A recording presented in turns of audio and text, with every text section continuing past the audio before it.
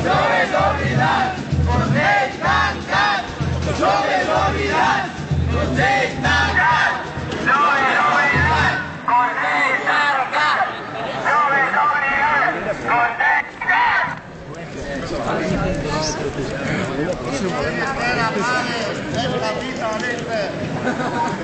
Anem a llegir el manifest del Consell Local de la Joventut.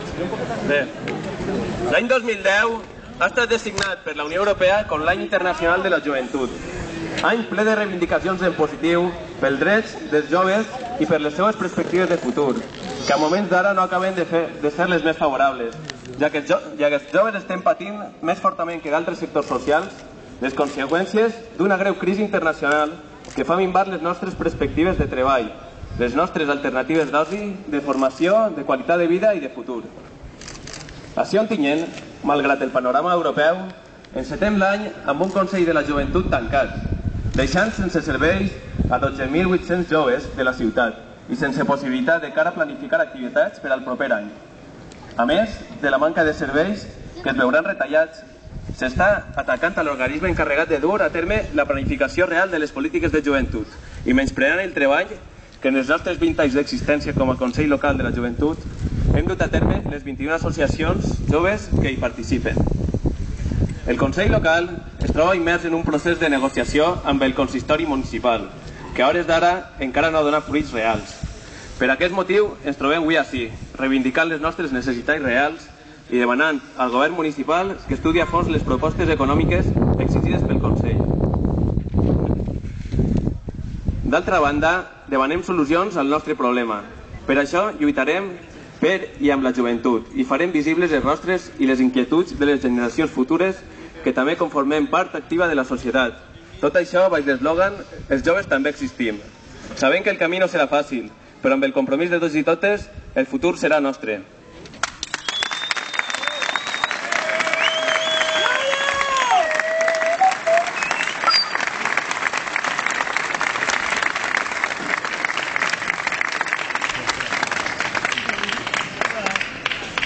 Un grup de treballadors i treballadores d'empreses amb dificultats, aturats, joves amb difícil perspectiva, ames de casa, pensionistes i jubilats de més sectors ciutadans per mig de la present manifest.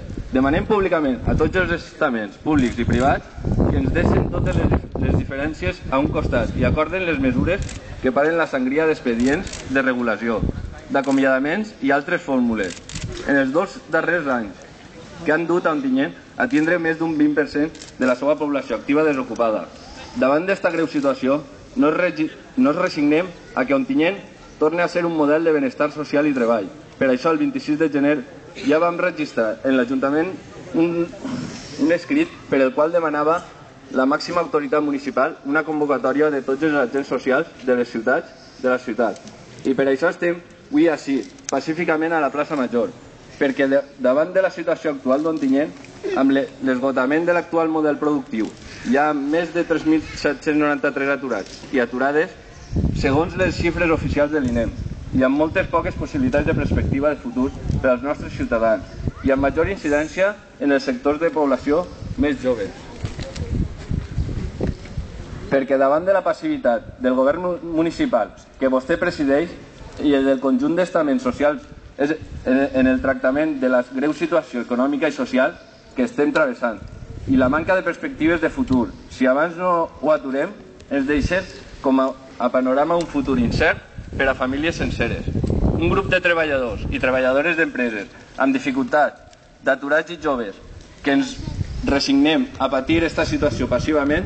Per tot això, li reiterem que la funció de l'alcaldessa, recolzada pel ple municipal, de que prenga la iniciativa d'efectuar una convocatòria tal com li vam sol·licitar el passat 26 de gener, de tots els agents de la nostra ciutat per debatre i, si cal, acordar mesures que intenten anar en la direcció de reconduir la vida laboral i el futur del nostre poble, sobretot a la base dels nous sectors productius, amb l'implicació de la Generalitat Valenciana i del Govern central. Moltes gràcies.